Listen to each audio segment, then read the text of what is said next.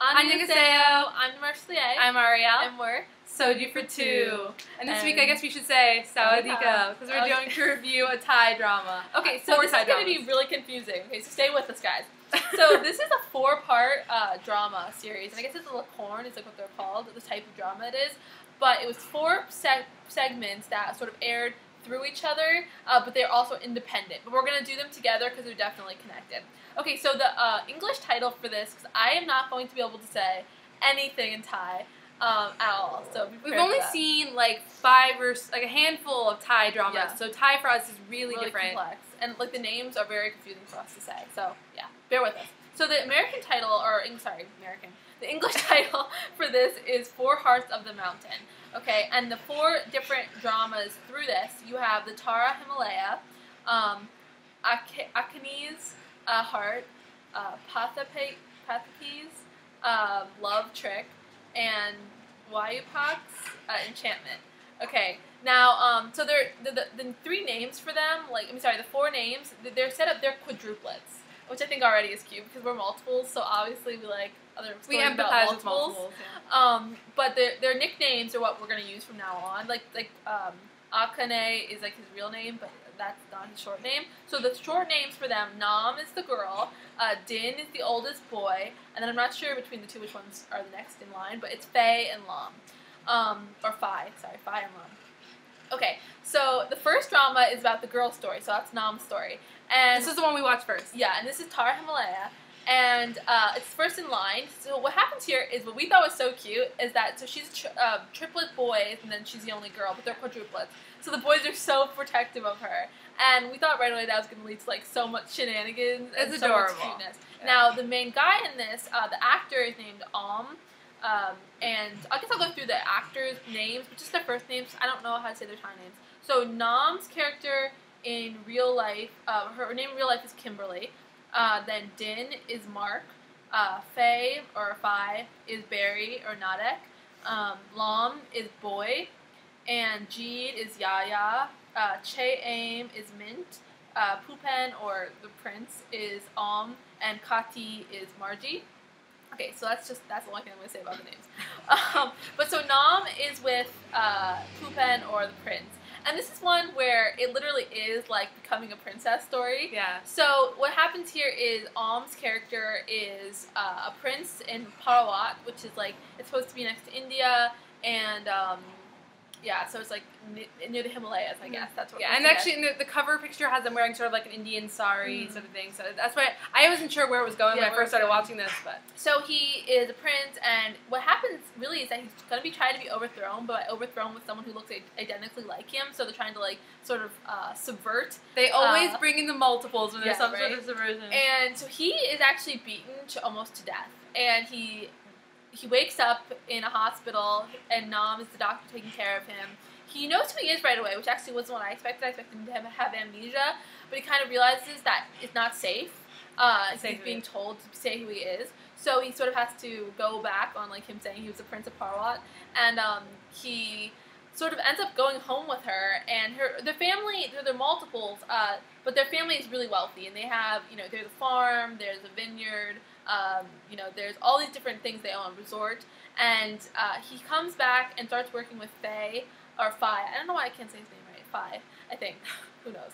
But he comes home and he starts working at his farm, and he ends up kind of becoming like just like a labor hand, which is really interesting because he's like a prince. And pretty much early, right from the beginning, you realize that he likes Nam's character.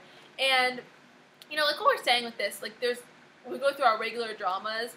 I mean, with this, the characters, I think we like the family so much. We like their relationship, you feel like brothers. You do. It does have that. It's so cute, the way they like, and the way they're protective over her. I mean, at least all these hilarious moments. Yeah, no, we loved all that, like, drama together with that. I mean, and then with the love triangle, now, there's another doctor who likes Nam, and there's like a lot of interesting things that happen here that make us think it's not a Korean drama. So they like accuse him of being gay, and they're like trying to like seed out his gayness. Like, that's what it seems like they're trying to do, right? They're trying to, like, get him to admit he's gay. And you notice that very rarely in Korean dramas they actually talk about being gay, let alone or, like, doing and then try and, like, provoke someone to, like, watch gay porn. I mean, that happens in this drama, so it's interesting. It seems like an episode of, like, Tosh.0. Yeah, like, it was totally not a Korean topic. And so that kind of happens in their love triangle, but, you know, I guess they just don't have chemistry, and, like, that's when you realize he's not actually gay, he just doesn't really love her, so that could be a reason to not be with someone. But, like, you know, mistaken identity, misunderstandings, I mean, obviously, ton of them, there's so much of that. Like, bad guy turned good. I mean, he's not a bad guy. Like, there's really no bad guy here. They're just dealing with the outside forces of their families. And what ends up happening, now, the part that we really care about, the love story, right? Okay, so I guess, once she finds out he's the prince, she doesn't want to be with him because there's a tradition that those princes, they have a wife, and then they have concubines. And his concubines are made up of, like, important people, like prime ministers, children, or things like that, important women in the family. And Nam is kind of like, no, I'm not going to marry you or be a concubine because she's used to, like, having a monogamous relationship. And he's kind of like, well, I'll only love you. It's like, what? No, that's creepy. So they end up actually having a romantic night, and they're the only ones of all the stories that actually sleep together before they're married. But it kind of, he wants to marry her, and she doesn't want to marry him because she doesn't want to become a concubine. And then somehow Boy, or Lam in the show, his character realizes when he finds out what kind of happens to them, he sort of tries to get them to be together. And there's some, like, shenanigans here because he's telling him to, like, use his womanly ways to seduce him to not have other women. I mean, it's really funny. But they ended up, like, he renounces his being prince in order to marry her. It's very cute, and then it all ends up working out well. Yeah. And so that was, like, I think the sweetest one. Yeah, of all of them, this is the sweetest one. So I think if you're going to start with one, and if you're going from a Korean shows to this, maybe this is the first one to look at. Okay, so all the rest, now, I'm just going to mention this, and this is something we've seen in a couple other Thai shows we've watched.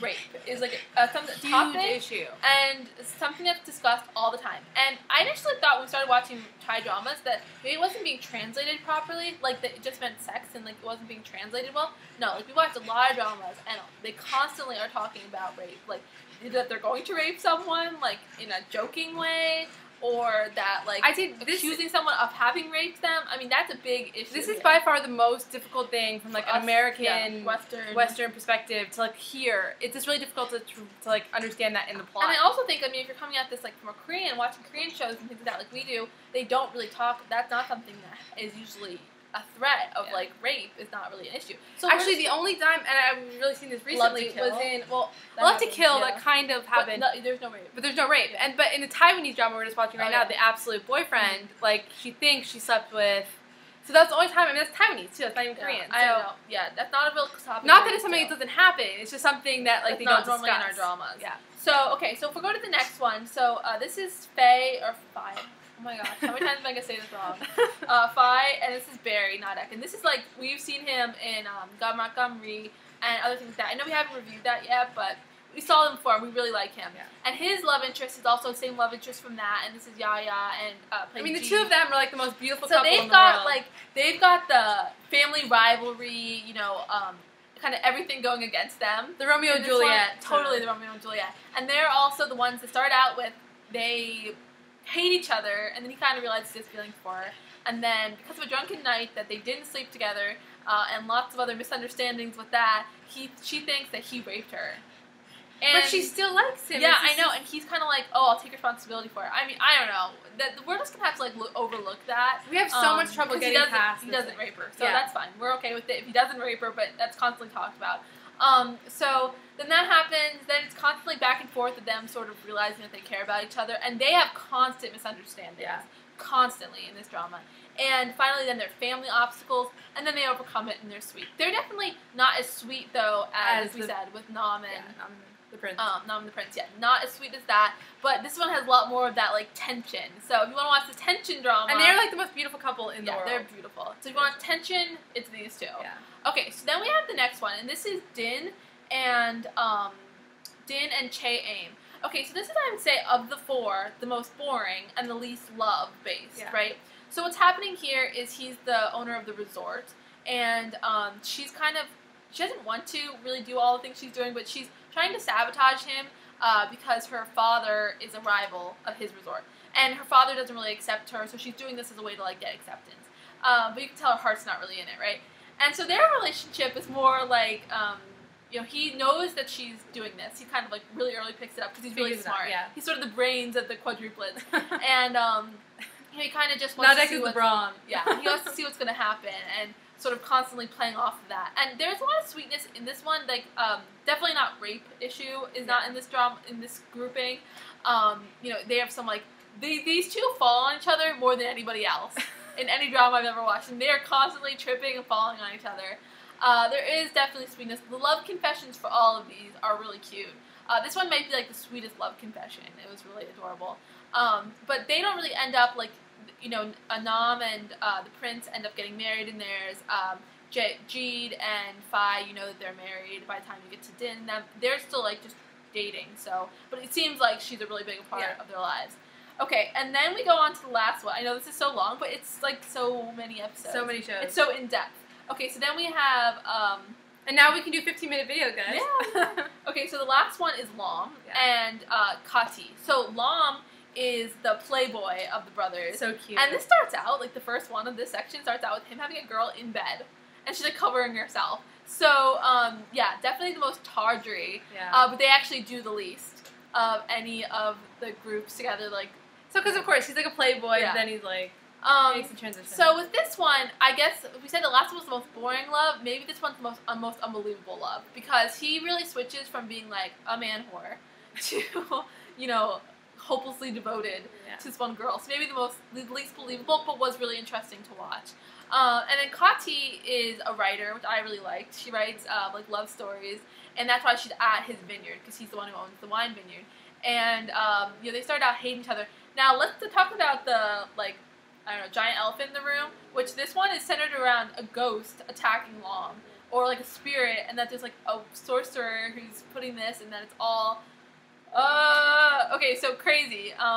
It's a little bit like our Tales of a Geese thing. We're like, where did the ghost come from? Yeah, this was like the whole drama. Yeah. So it's kind of hard to overlook it, and it is weird. But you know, like in any story that if we like it, we can get past it. It's just random, bad makeup, but we'll get past it. Okay? It's a little bit like watching Charmed.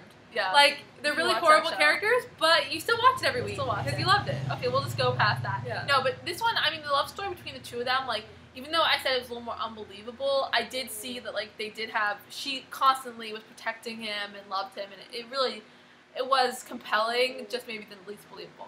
So if we're gonna rate these in order, I would say that my favorite one was the first one, which I think is not everyone's favorite. I think it's our favorite because it doesn't have the whole rape issue. Yeah. I mean, it's really sweet. Yeah. And it's like a prince. It's a princess story, and we're like suckers for that. Yeah. The other ones are all cute, and now the next one, obviously with Barry and Yaya, like they're like I guess super famous in Thailand because of this and other things they've been in together.